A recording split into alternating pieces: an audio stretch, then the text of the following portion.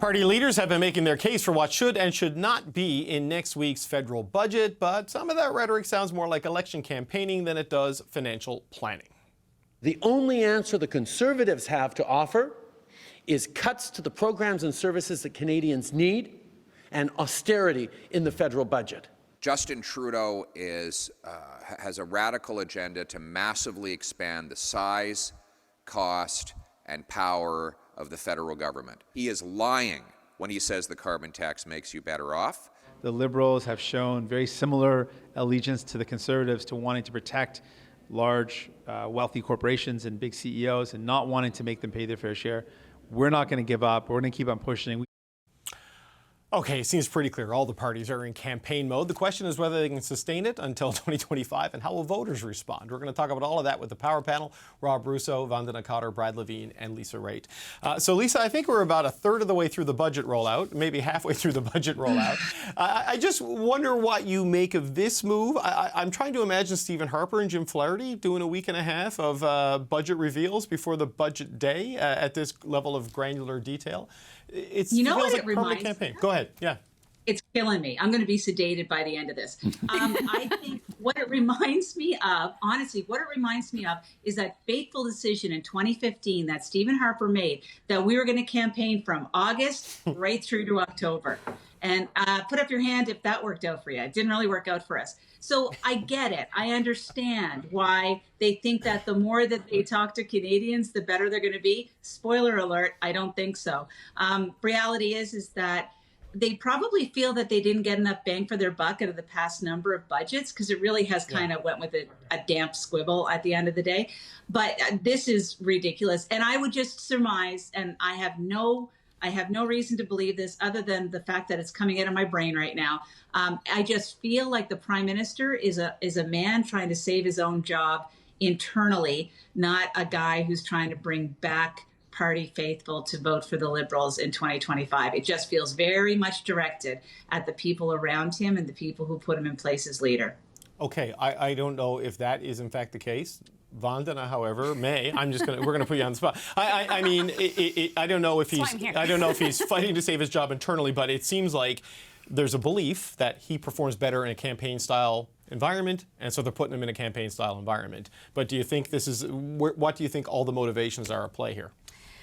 Few things. I think one, campaign style, like running any campaign, either you're in marketing, is the best way to get your message across. So if you want to show that this budget is here to help address affordability and all the issues that Canadians are facing in a time where people aren't always really listening, this is a great way to do it. Whether it's a campaign, I would see it like a really great marketing campaign. It's the most that people have been able to hear and really understand what you're doing, because not only are they just announcing it, the Prime Minister is announcing it. The reason why I don't think it's something that he's addressing his own issue, he's with his Chrystia Freeland, Bill Blair, Francois Philippe Champagne, John Fraser's everywhere. He's everywhere, yes.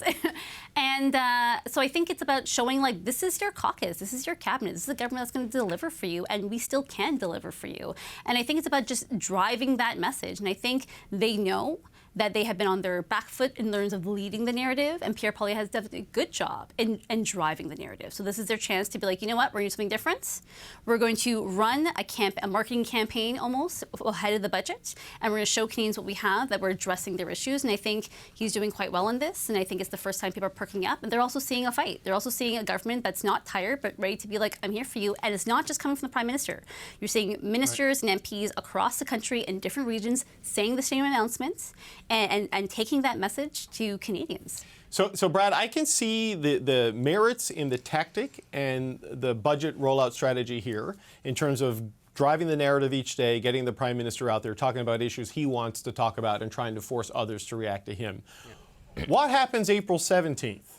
Because the budget's on the 16th. Do they start rolling out the 2025 budget, or how do they sustain this beyond budget day in sort of driving sort of the agenda as they've been trying to do in the run-up to the budget? Well, I think what's underpinning the style, first of all, I think they just realized, wait a minute, we're the incumbents. We have access to all of this great stuff here. Maybe we should be out there announcing it.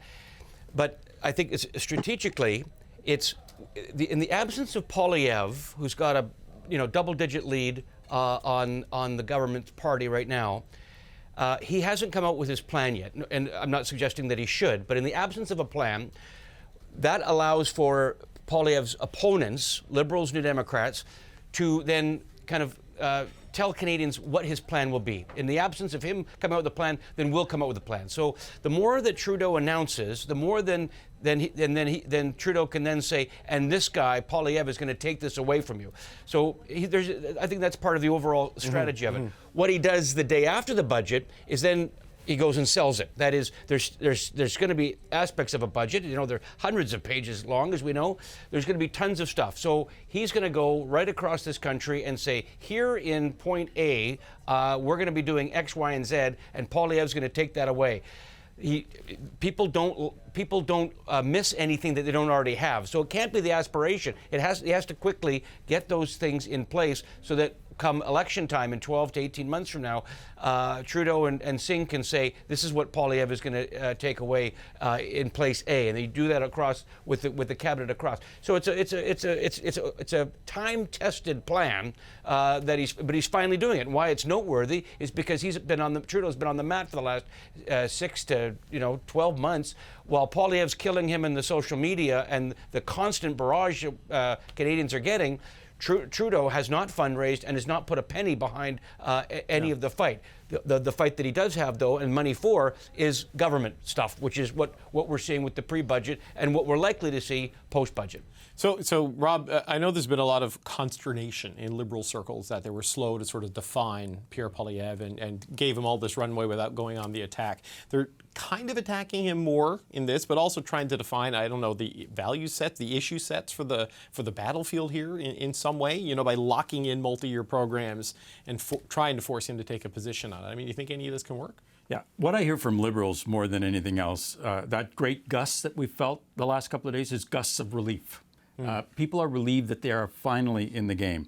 Really, for 9 or 10 months, since July of last year, the airwaves have been left to the Conservatives in terms of paid advertising. The airwaves, in terms of earned media, have effectively been laid open for the Conservatives as well. The Liberals seem to be in a defensive crouch, constantly on their back foot, if they counterpunched at all. I think what we saw in the last 2 weeks is the end of that phase. They've decided that they're going to do things, including take on the provinces, in order to try and get at that segment of the electorate that was key to them winning power, to them leapfrogging over Mulcair in 2015. That's younger voters. They're going to go after them in particular on housing, on rental stuff. If they take on premiers, they seem to be fine. Mayors seem to be lining up with the Liberals, and Poilievre is taking on the mayors. So what have we seen? We've seen the Liberals getting earned media, free media in many ways, and because they don't seem to be interested in the paid media game, as they go after that electorate. And that's been the change that I've seen. And it has been concerted, as Vandana says. It's the entire team every day. 4, 5, 6, 7 ministers making the same announcement across the country, trying to get at that segment of the electorate that they need to come back. That's abandoned them primarily over the issue of affordable housing. Yeah, Lisa, there are definitely more signs of life than we've seen in the past. But I remember on a earlier panel, I can't remember when it was, you mentioned that I think that 2015 campaign or the 2019 campaign, I can't remember which one, the Canada Child Benefit had been locked in by the government and was such a popular thing, you were forced to commit to it during the campaign. Seems like they might be trying to lock in some of these things in the run-up to the next campaign to put those, on the table in terms of discussion and options and wedges for Mr. Poilievre. Not going to work. Different leader. Right. No, it's a different leader. And quite frankly, if I were the Conservatives, what I'd be focusing on right now is something that Brad said and what Rob said, which is they're using your taxpayer dollars to do all of this announcing across the country. This is not cheap to send 5, 6, 7 ministers across the country at any given time. And they may be trying to hit the earned media, but the reality is that the people who they want the votes from aren't watching us right now. On this panel, they're looking at YouTube and they're doing all kinds of other things. So I don't know. I don't think it's going to work. I mean, if it's a political move to try to bring back that generation, maybe we'll see, but it starts with earning the trust of that generation, and it really has been lost. I liked watching the Prime Minister twist himself into a pretzel, trying to figure out who it was that opened up immigration to the level that caused a housing crisis in the country, and then not realizing it was his own government because he was in power at the time. That's going to happen more and more. No, and when he finds that guy, he's going to give him a piece of his mind, Vandana, because Jay. Yeah, Jay. No, never rest. Yeah, but this is the challenge, right? It's the question of the message is rejuvenated. The question is, can you rejuvenate the messenger? Because, like, not to make it all about one guy and how people feel about him, but that does matter increasingly so in politics, in the 2020s, and this is one of the challenges for the Prime Minister at this moment.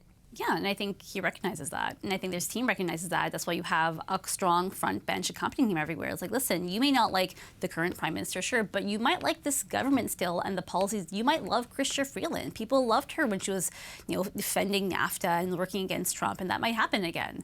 So I think they're showing that a strong roster of key people that takes up the front bench show Canadians like, you could be tired of this guy, but there's a lot here to offer. And I think the Prime Minister will still, there's a level of people that will still always like him, and there are diehards who will vote for him, who remember his father, and who will like the way he campaigns. And then I do think there's a lot of goodwill towards him. There's a lot of goodwill when he acts like this, when he fights back, when he says, I'm here for you. People like the gusto. And I think they'll help him. Brad, do you think that is the dynamic? Do you think that's how people will see this sort of push of really having the Prime Minister and the Housing Minister as the prime messengers on your budget is an interesting choice in and of itself. But do you think that dynamic Vandana outlined is the one that will play with voters? Well, I mean, it's certainly worth a try because, I think if you go back to 15 and 19 elections, Trudeau was front and center. And, we would joke on this panel that, most Canadians couldn't tell you anybody outside of maybe one or two cabinet ministers, even though there's a couple of dozen in the cabinet. I think if you take a look at the world over, incumbents are having a difficult time. Yeah. I think the world isn't a cranky, those in the democratic world are somewhat cranky. Cost of living, inflation, just can't get ahead, can't afford things anymore, pessimism about the future. So incumbents at the national level are having a tough time. You look at Biden, even though the economy in the United States is firing on all cylinders, his approval ratings are much softer. Same situation among Western European heads of government. So it's a tough time to be the incumbent. So I don't think that it's just a matter of the fight, but I think the fight is worth it for an incumbent who's down in the polls. It's certainly worth the try, and it's certainly worth the try putting the team forward. Will it work? I mean, we're going to have to see. I'm not a futurist or a fortune teller, but it's certainly worth the fight because the last 12 months he's given Poilievre a head start. And Poilievre is running the permanent campaign. We'll see if Trudeau's got enough energy to run the permanent campaign for the next 12 to 18 months. Well, Brad, I need definitive answers next Monday, okay? So you've got a week to know for sure what's going to happen. But Rob, Brad touches on something I don't think we talk about enough in this country, and that is this global trend towards incumbents. Like during COVID, during the height of the pandemic, a lot of people opted for status quo during elections because there was so much uncertainty. They didn't want to change course, the U.S. being the notable exception as Trump lost. But now, like everywhere, like Marine Le Pen has never been more popular in France. There's some really unsavory elements being elected in Germany. Mark Rutte lost to Geert Wilders, though that's got to sort itself out. There is an anti-incumbent wave sweeping the democratic world in a lot of cases. That's tough to overcome. Yes, and I would also say a rightward drift as well. I think conservative parties have never been more popular, although conservatives are also on the run. Look at Rishi Sunak. But I was going to say, the UK speaks to the incumbency. Italy is a country that bucks that trend, but Meloni never went through the pandemic. She was elected afterwards. I think Brad said something interesting. First of all, I want to say to something that Lisa said. Whenever I'm not here, I watch you guys on YouTube all the time. And you're the youth audience we're all looking for. The second thing I want to say, I think Brad is right in that it's when you have difficult things to do in government, and all governments have difficult things to do. Most governments tend to do that early in their mandates, when the leader and the government have political capital to draw on. Mr. Trudeau is asking people to do some things later on now in his mandate when he has far less political capital to draw on. It'll be very, very interesting to see if he can buck that trend, the historic trend that really has happened in Canada, I think, since Mackenzie King. Every 9 or 10 years, with one or two very small exceptions in Canadian history, we toss out governments. We just want a change of government. And if Mr. Trudeau can change that, then he is really going to, if he can extend his time, his next mandate would be historic, but history is running against him and running hard against him. Yeah, well, he's not out of time yet, but we are. I got to say goodbye. I want to thank the Power Panel, Lisa Raitt, Brad Levine, Vandana Cotter, and Rob Russo. Thanks so much, gang. See you next week. Thanks, David.